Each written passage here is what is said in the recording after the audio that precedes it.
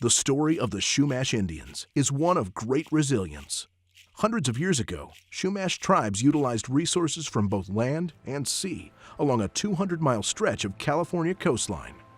The establishment of Spanish missions in the late 1700s began a tumultuous period where the Chumash population dropped from 22,000 to 2,800. Decades of struggle followed. But the survivors never relented. 7 years after opening its first gaming facility, the Santa Ynez band of Chumash Indians started construction on a state-of-the-art casino and resort designed to elegantly blend with the surrounding Santa Ynez Valley land their ancestors once occupied. The success of the Chumash Casino Resort has put tribal members on the path to economic self-sufficiency for current and future generations. Today, you'll hear stories from a 9,000-year history, rich with culture, with giving, and with pride. Stories of great achievement, of past and present adversity, of the fight to revive a culture pushed to the brink of extinction. Stories of Chumash Life. In this edition of Chumash Life, there are many powerful women in the Santa Ynez band of Chumash Indians tribe. Leaders, educators, innovators, and those who help preserve the culture. The tribe partners with a senior center in the town of Solvang with its exciting expansion project. From protest marches to demonstrations, fighting for your rights has a long history in this country and a long history in Indian country. But first, learn about the latest development for the tribe's quest to get its Camp 4 land into federal trust. In 2010, when the Santa Ynez band of Chumash Indians purchased 1,390 acres of Santa Ynez ranch land, known as Camp 4, the goal was to get the land placed into federal trust. That goal has now been met. In late January 2017, the Bureau of Indian Affairs approved the tribe's federal trust application to make Camp 4 part of its reservation. A lot of our elders really want to see our homeland be restored. And so for them to understand that this land is now part of the reservation, it's a very emotional moment, and it's reassurance that their future generations will be taken care of. The tribe purchased Camp 4 with the primary purpose of building homes on that land for tribal members and their families. In recent years, housing has become a critical concern for the Santa Ynez band of Chumash Indians. Most of the small reservation is made up of a creek bed and its banks, the area where Chumash ancestors took refuge after Mexico secularized the missions in the early 1800s. Unfortunately, as soon as the BIA officially placed Camp 4 into federal trust, the Santa Barbara County Board of Supervisors took legal action, filing an appeal and requesting a temporary restraining order to prevent any construction on the land. The county quickly dropped their restraining order upon learning the tribe had no immediate plans for construction. The fact that Santa Barbara County filed an appeal is no surprise. The last parcel the tribe had placed into federal trust took nearly 14 years, thanks to lawsuits brought against the BIA by a group of local tribal opponents. Trying to educate the community and the county about the importance of taking land into trust has been one of the most challenging points along the way. Another challenge has been the tribe's efforts to negotiate with the Santa Barbara County Board of Supervisors. The tribe asked the county to open negotiations in June of 2010 to talk about the future of the mitigation for building housing on Camp 4. The county didn't respond for 2 years, and when they finally responded, they responded by saying the tribe was not a government and the county didn't need to negotiate with them. The tribe immediately filed a fee to trust application to begin the process of taking the land into trust. In addition to filing a federal trust application, the tribe also pursued the legislative route. A bill was originally introduced to Congress in 2013 and reintroduced in 2015. The tribe plans to refile its bill in the new session. Legislation would make the land decision irrefutable, and the tribe could commence building homes sooner. Now that the Camp 4 land has been placed into federal trust, the tribal members can reflect on the tremendous team effort that led to this success. We're very thankful to our staff, our legal team, and all of our partners out in Indian country. Growing up on the reservation, I had an opportunity to watch a lot of different tribal leaders provide for our community. Most recently, under the leadership of Chairman Armenta, we were able to purchase this land, take it into trust, and move forward. In spite of the county's appeal of the BIA decision, the tribe is confident that the Camp 4 land will remain in federal trust. Tribes have a unique relationship with the land. We're happy to call Camp 4 home again, and we know that this comes with an extremely big responsibility. We're excited to be able to be the stewards of this land once again.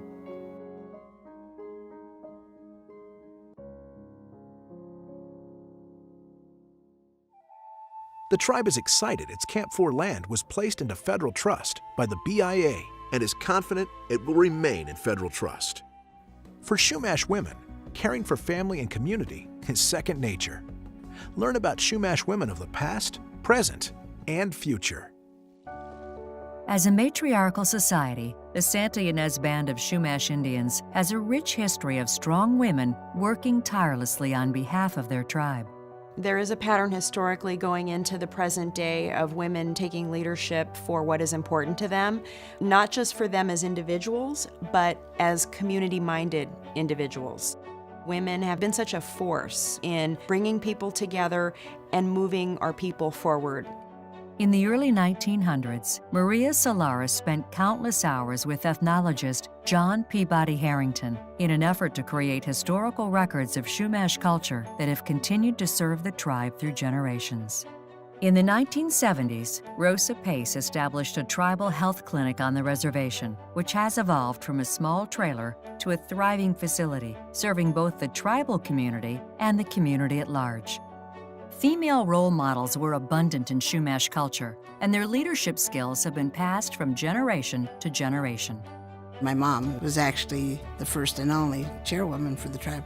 Just a strong but very quiet woman, very into the tribal affairs. Mercy and her sisters followed in the footsteps of their mother, filling important roles on the Business Committee, Gaming Commission, Health Board, and Education Committee. Today, the influence of Chumash women extends far beyond the reservation. We have women who are taking leadership not only in our tribal community, but in governance in other sectors. So for example, Veronica Sandoval, who's the administrator for the Chumash Foundation, she's an elected school board member. We have Kathy Marshall, who's involved in the American Indian Education Oversight Committee at the state level. I serve on the State Board of Education. So we have people who are advancing our futures as tribal people, but also very committed to society and to leading people for the good. When the tribe established Quito Wines, Tara Gomez became the first recognized female Native American winemaker in the United States. Descendant Jessica McCool was a White House Tribal Youth Ambassador and is part of the next generation of Chumash leaders. I was one of the 37 to go to this conference, and that started the journey of coming together with people and discussing problems in Indian country and how to fix them. I've been going to today's Native Leaders Conference, which is a really awesome program that goes around to different places in the United States and helps Native kids start action-oriented plans to target problems in their communities. The efforts of Maria Solares to preserve her tribe's culture have continued through the tribe's culture department, led by Nakia Zavala. The department holds classes and programs with an eye toward preservation, including teaching the techniques of a long-standing Chumash tradition, basket making. When I had a chance to start basket weaving, of course my mom had done that. We stayed with tradition. We had to go out and pick our junkus. Then you have to dry it, and then you have to cut it, and then get that basket together and get those fingers working. And it's a lot of work, but it's fun. I've always grown up with a sense of culture in my life. I was exposed to the language, the culture, the plants, and it just got me interested about what we used to do and how we lived. And so I started going to culture nights and learning the language a little bit. And I was interested in the environment and how we can preserve Mother Earth. It's important for the younger generation to preserve our culture because we're the ones that will carry it to future generations. The tribe places a special emphasis on education, knowing it will help preserve the culture, enhance women's roles in leadership, and advance the tribe even further. From the Learning Center on the reservation, the tribe's education department offers tutoring, guidance, and financial support for students. Education has the greatest power to move people forward and to position our leaders for the future. We have a woman studying international development in Australia. We have a woman who just earned a master's degree in education. She has taken students to Paris to study the language. So people in our tribal community who are living abroad or in other parts of the world are really making a difference wherever they are. And I think that's what a woman can do. We're resilient, we're strong, we're flexible, and have the great power to affect change in the world. I think the education end of it has been huge. There's so much out there for the younger generation. I mean, they have choices, and they're taking those choices. But the big thing is just continuing and giving back to our community here on the reservation, and they are. Tribal elders like Maria Solaris and Rosa Pace laid the groundwork for strong Chumash women. The tribe now looks forward to the younger generation of women continuing to accomplish preservation and advancement.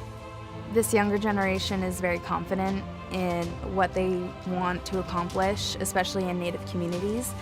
I see resilience and a lot of strong young women who are very confident in changing things for the better, carrying on the stories of their ancestors. And this is how we're going to lay down a foundation for the future.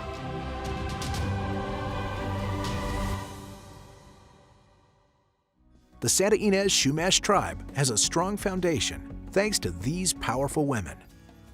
In a recurring segment featuring the Santa Ynez Chumash Indians Foundation, we take a look at the tribe's partnership with the Adderdag Village in Solvang. Nestled in the heart of the Santa Ynez Valley, the Adderdag Village of Solvang is a retirement community that offers a full continuum of care for seniors. Currently, the Adderdag Care Center Rehabilitation Program is unable to meet the growing demand of local seniors, so plans are in place for an expansion project that includes remodeling the existing 3,000 square foot skilled nursing facility and adding a new 3,000 square foot wing. I'm a resident here. I lived in Solvang for quite a few years. But when you get to be older, you need somebody that can take care of you if you have an illness or if you fall or if you need some help. And that's what you get here at Adderdag. The care has always been phenomenal at Adderdag Village, but the amenities and some of the buildings have been dated. Through its foundation, the Santa Ynez Band of Chumash Indians has pledged $25,000 in support of this expansion project. We've had a very, very generous contribution from the Chumash Foundation. This valley is incredibly giving, so we've had some private donors, some other organizations that have donated money, and the goal is to have everything in place by the summer of 2017 for construction. The Adderdag Village Care Center is the only skilled nursing facility in a 30-mile radius. The Care Center offers patients state-of-the-art equipment, therapy, and rehabilitation, and has helped thousands of seniors return to their homes following an illness or injury. We have licensed vocational nurses, we have registered nurses, we have CNAs that work there. All of them do an incredible job with the care. And then we have a physical therapy, occupational therapy, and speech therapy program that's integrated into the skilled nursing facility. The new construction will house 4 new patient rooms with 8 beds, a rehabilitation gym, and dining area. The existing structure will be modified to include a hospice room, social areas for long-term care residents, 2 resident rooms, and a new nurses station. Like many of the donations made through the Santa Ynez Band of Chumash Indians Foundation, this one will help improve the lives of Santa Barbara County residents in need. Currently, a lot of individuals that need skilled nursing rehabilitation can't come in because we don't have the bed availability. They end up having to move into a facility outside the area, and so this will allow us to have designated beds just for rehabilitation for those individuals, and so the families of those patients can have care close to home. During Jean's time in the skilled nursing facility, she saw the importance of having those services available to the community. The nursing staff is very good. I watched them take care of people that are really, really ill. They were so kind to them and so caring that it made you feel good to know there was somebody like that there. Our philosophy and our motto is people who care. And the one thing I can tell you about our campus and about our organization is that the staff and the residents are true family. And so people who care, the motto is something we really live by, which is a great thing. The tribe's donations are making a significant impact on the community. Through its foundation, the tribe has contributed more than $20 million to date. The U.S. is no stranger to citizens fighting for their rights, and Native Americans are no shrinking violets when it comes to fighting for their rights. Learn how tribes and tribal citizens have participated in demonstrations and protests to get their messages heard. From the Boston Tea Party to anti-war demonstrations to the Civil Rights March, the U.S. has always been home to citizens willing to fight for their rights.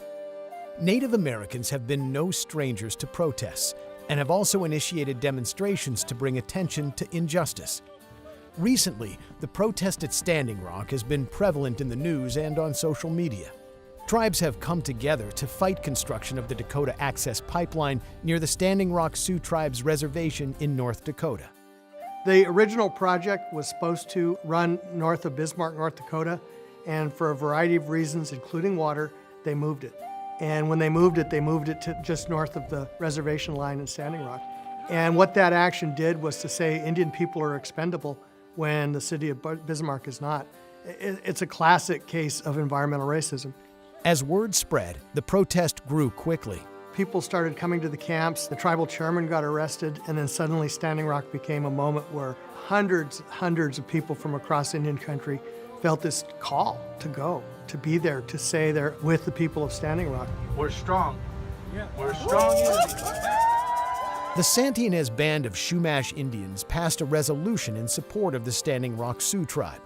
In addition, a few members of the Santee Ynez Chumash tribal community traveled to Standing Rock to join in a peaceful show of resistance. From the very beginning, the organizers at Standing Rock committed to extraordinary steps to be peaceful. There was a real recognition that the only way to win was with moral authority, not with force. Native voices were also part of the Women's March on Washington on January 21, 2017, when more than 1 million people traveled to Washington, D.C. to stand together in solidarity for the protection of rights. Among those marching were a group of women from the Santee Ynez Band of Chumash Indians. I went with 6 women from my family, including my mom. It was a really historic moment that we could share together. To see every nationality, to see every color, to see every religion really unite together in a peaceful protest was pretty remarkable. Especially to see so much love and to feel it when it feels like the country is divided so much. I was super unhappy with the election results, and I needed to go and make my voice heard and help other people make their voice heard. It didn't matter if you were white, black, Mexican, Native American, or gay, straight, whatever you were. We all want the same thing at the end of the day. We all want equality. We all want to be happy. Back in 2012, the Santee Ynez Band of Chumash Indians staged its own demonstration during a Santa Barbara County Board of Supervisors hearing. The Bureau of Indian Affairs had approved placing into trust 6.9 acres of land the tribe had purchased, making it part of the tribe's reservation. Local anti-tribal groups had been pressuring the board to file an appeal of that decision. There was a feeling of frustration that we were continuously having to make our plea that we should be able to acquire ancestral land, add it back to our reservation, and that we are a tribal government and we should be treated as such. There was a huge show of support at the meeting. We had over 400 people show up. The thing that stands out was being able to see my grandmother in the front row, but also hearing from our tribal community, our tribal elders, and our then chairman, Vince Armenta. Our tribe is here. We have always been here. We will not be ignored. Our voices will not be ignored. After more than 2 hours of public comments, the tribe prevailed as the board voted against appealing the BIA's decision, and in 2014, the land was officially placed into federal trust. Today, the tribe is working on plans to build a museum on the property.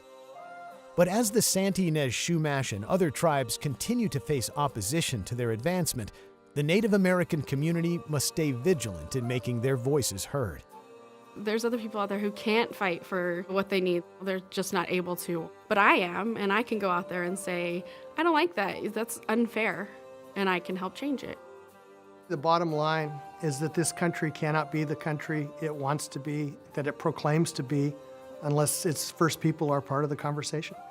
The great principles that are outlined in the Constitution and the Declaration are aspirational, but it needs to have Indigenous voices to make it so. And it needs to actually have those voices listened to. And we won't win every time, but we'll have a say in those things. And that's what's important. Native voices can be heard loud and clear throughout the U.S. Thank you for watching this spring 2017 edition of Chumash Life. See past segments at youtube.com/Chumash Life.